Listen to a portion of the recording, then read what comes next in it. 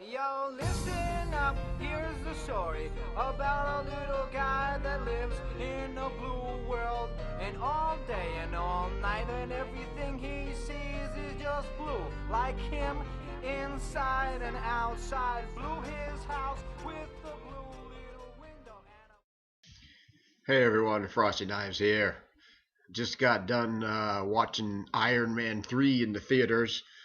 Gonna make this real short and sweet because it's kind of late and I'm kind of tired. But how was the movie? Well, the movie was very good. It was a very fitting end to the current Iron Man trilogy. I figured they're going to be making more Iron Man movies as well as more Avengers movies. But for the current Iron Man trilogy as we know it, it was a very good ending. There was a lot of action, a pretty decent story.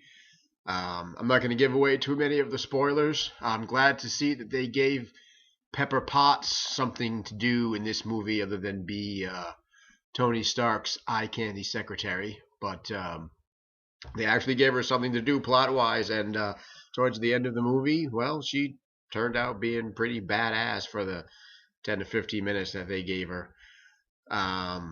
The only spoiler that I will mention, and it's not really a spoiler because you could actually see this in the trailer for the movie, but I was really glad to see the Hulkbuster armor in the movie doing its thing. That was a nice touch. That was something really exciting to see.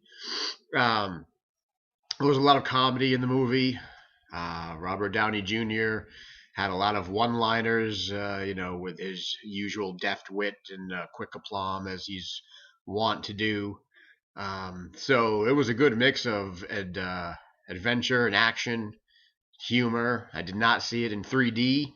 3D gives me a headache, and with all the amount of flying around that these suits do and the explosions and things, I would be willing to bet that I would have walked out of there with a migraine. So I did not see this movie in 3D, so I can't evaluate how it was. But other than that, it was a really good movie.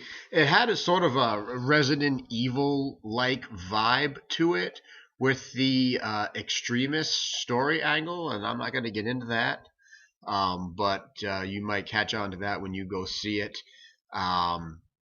It's very similar to what Umbrella was doing with the T-Virus and turning people into tyrants and things like that. So it had sort of a survival horror-ish vibe and theme sort of woven through the movie.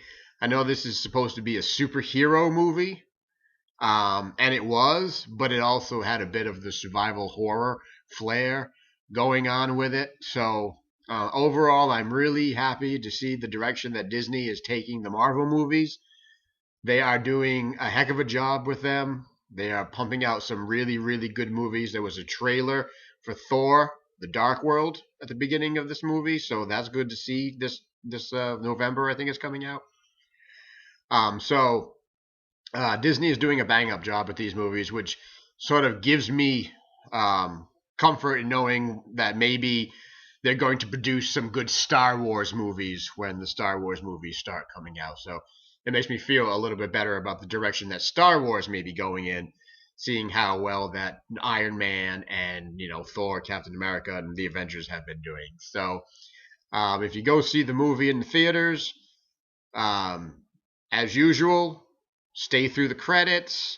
As per Marvel's tradition, there is a nice post-credit scene, which is a little humorous there, so stay through the end of that. The music in it was pretty good. They used Blue at the beginning. I'm not sure why. That Eiffel Eurotrash song about the blue guy in the blue house. And they used that at the beginning. I'm not really sure why they put that in the movie. I hate that song, but I'm not going to hold it against them. So overall, I'll give it 4 stars out of 5. It definitely was good, and what I think makes the Iron Man movies so good and fun to watch is Robert Downey Jr.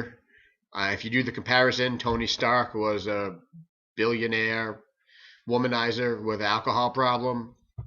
Robert Downey Jr. is a billionaire womanizer with an alcohol problem. It's not that hard to see Robert Downey Jr. as Tony Stark. He was made for the role, much like Patrick Stewart was made for playing Professor X. It's really easy to see Robert Downey Jr. as Tony Stark, and that's what carries all of the Iron Man movies, and that's what makes this one just as good as all of the others. So go see it in theaters while you can. It looks really nice on the big screen, as usual. And this will be my only movie review until May 17th, when I'll be coming back with another one to do a review on the new Star Trek Into Darkness. So have a good night, guys.